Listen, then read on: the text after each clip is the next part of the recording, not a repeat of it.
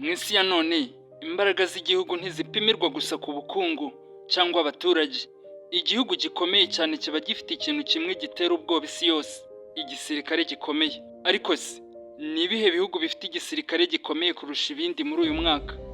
Ni ibihugu bifite intwaro za kirimbuzi, indege z'intambara zihambaye, amato y'intambara ayobora inyanja, drone zigezweho, ndetse n'ikoranabuhanga rishobora guhindura amateka y'intambara mu masegonda make. Uyu munsi tugiye kurebera hamwe ibihugu 10 bifite igisirikare gikomeye cyane kurusha ibindi ku isi muri uyu mwaka, hashingiwe ku bushakashatsi bwa Global Firepower ndetse n'andi masoko mpuzamahanga.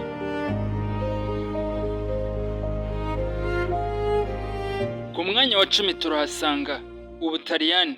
Nubwo abantu benshi bakibona nk'igihugu cy'ubukerarugendo n'umupira w'amaguru, Ubutaliyani bufite kimwe mu bisirikare bikomeye cyane mu Burayi. Ni igihugu gifite indege za F-35 zigezweho 115, Lockheed Martin F-35 Lightning. Ni indege y'intambara igezweho ifite umwanya umwe, igatanga ubushobozi buhanitse butuma abapilote bashobora gukora ahantu hariho hose kandi bukarwanya ikibazo icyo ari cyo cyose. Ubutaliyani ni umufatanyabikorwa w'icyiciro cya kabiri cy'iyi gahunda, aho ingabo zirwanira mu kirere n'izirwanira mu mazi bahisemo F-35. Ingabo zirwanira mu mazi zifite amato agera ku 199 ari mu kazi. Harimo kandi amato manini y'intambara, 2 aircraft carrier, submarine 8 zifite ubushobozi bwo gukora ibitero bitunguranye, ndetse n'ingabo zidasanzwe zizwi cyane mu muryango wa OTAN. Ubutaliyani bukorana bya hafi na OTAN kandi bufite ubushobozi bwo kohereza ingabo zabwo ahantu hariho hose ku isi mu gihe gito.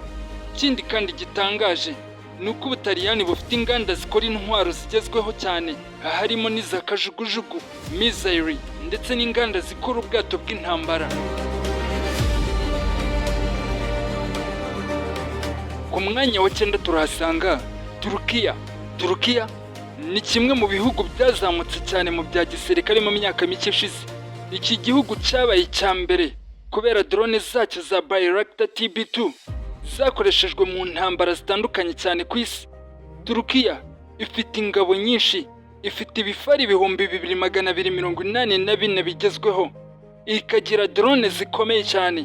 Turukiya ni igihugu cya mbere ku isi mu kirere kitagira abapilote, kizwiho gukora indege zitagira abapilote zahinduye imiterere y'intambara zigezweho, ndetse n'inganda zikora intwaro zayo bwite. Mu by'ukuri Turukiya iri kugerageza kwigenga ku bihugu byo hanze mu gukora intwaro. Ibi byatumye iba igihugu gikomeye cyane hagati y'Uburayi na Aziya.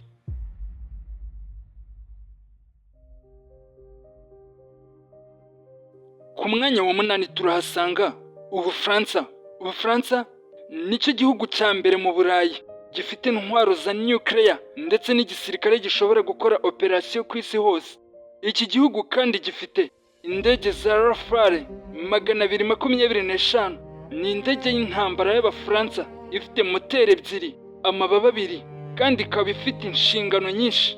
Ubufaransa kandi bufite aircraft carrier Charles de Gaulle. Ni ubwato bw'intambara bufite ubushobozi bwo kwikorera toni 500 no gutwara abakomando 800.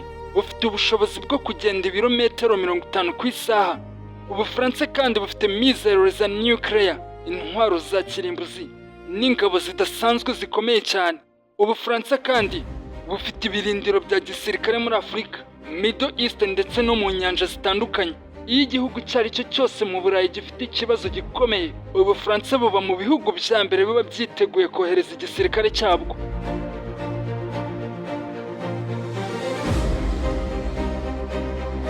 Ku mwanya wa 7 turahasanga ubwami bw'Abongereza, United Kingdom cyangwa se UK. Ni igihugu cy'amateka akomeye ya gisirikare kuva mu bihe by'ubwami bw'abakoloni. Nubwo igisirikare cyayo kitakiri kinini nk'uko cyahoze, UK iracyafite Royal Navy ikomeye, aircraft carrier 2 nini cyane ariyo mato y'intambara, indege za F-35 ndetse n'ingabo zidasanzwe za SAS zizwi ku isi yose. UK kandi ni igihugu gifite intwaro za nuclear kandi gifite ubufatanye bukomeye cyane na Amerika muri intelligence n'intambara z'ikoranabuhanga.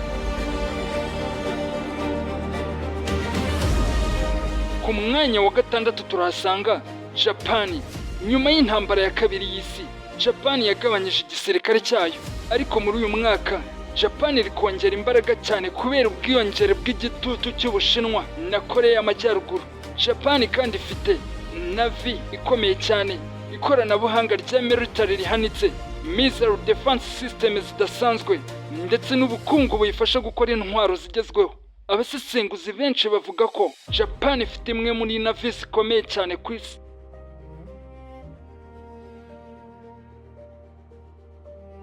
Ku mwanya wa gatanu turahasanga South Korea cyangwa se Korea y'Amajyepfo. South Korea iba mu bihugu bihora byiteguye intambara kubera umubano mu bifitanye na Korea y'Amajyaruguru. Ibi byatumye yubaka igisirikare gikomeye cyane. Korea y'Amajyepfo ifite ibifaru bigezweho, missile system zikomeye, air force ikomeye, ndetse n'abasirikare batojwe cyane. South Korea kandi ikorana bya hafi na Amerika. Ibi biyongerera ubushobozi bukomeye cyane.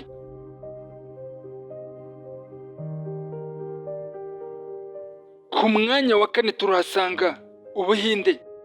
Ubuhinde ni kimwe mu bihugu bifite abasirikare benshi cyane ku isi. Iki gihugu gifite nuclear weapon, intwaro za kirimbuzi, air force nini, navy iri gukura cyane, ndetse n'inganda z'intwaro zirimo gutera imbere. Ubuhinde kandi bufitanye umubano utoroshye na Pakistani ndetse n'Ubushinwa. Ibi byatumye ishora amafaranga menshi mu bya gisirikare. Mu myaka mike ishize, Ubuhinde bwatangiye gukora drone, missile n'indege zayo bwite.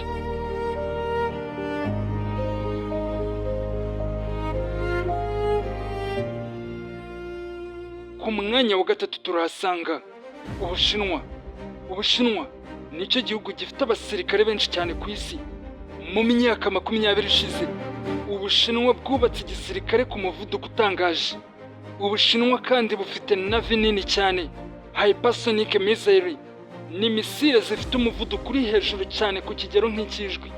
Ubushinwa bufite drone zigezweho, satellite za military, ndetse n'ikoranabuhanga rya cyber warfare rikomeye cyane.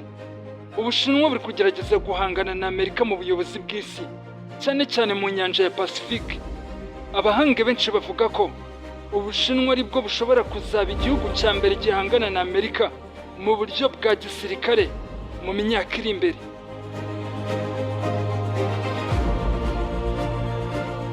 Ku mwanya wa kabiri turahasanga Uburusiya.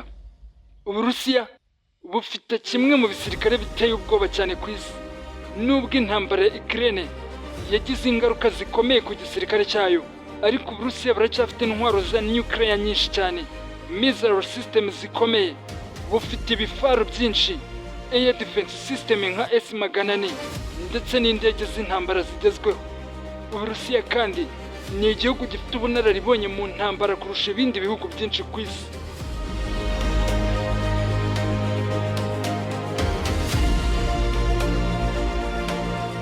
Ku mwanya wa mbere turahasanga Leta Zunze Ubumwe za Amerika. Amerika nicyo gihugu gifite igisirikare gikomeye kurusha ibindi byose ku isi. Amerika ifite budget ya gisirikare irenze y'ibihugu byinshi byose byihurije hamwe ku isi. Aircraft carriers ziruta ibindi bihugu byose, indege za Stifu nka F-22 na B-2, satellite za military, cyber warfare system, drone zidasanzwe, ndetse n'ibirindiro bya gisirikare hirya no hino ku isi.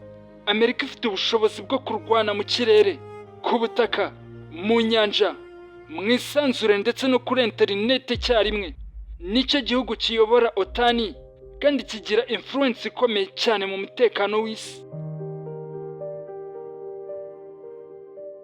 Isi iri guhinduka vuba cyane. Ibihugu byinshi biri gushora amafaranga menshi mu gisirikare, drone, AI ndetse n'intambara z'ikoranabuhanga. Ariko ikibazo gikomeye gisigaye ni iki? Ese mu myaka 10 iri imbere ninde uzaba uyoboye abandi mu bya gisirikare?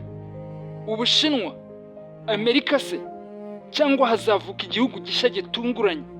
Niba wakunze iyi documentary, kora sub, like, ndetse usangiza abandi iyi video, kandi wandike igitekerezo cyawe muri comment. Amakuru yakoreshejwe muri iyi documentary ashingiye ku bushakashatsi bwa Global Firepower, n'andi masoko mpuzamahanga ya gisirikare.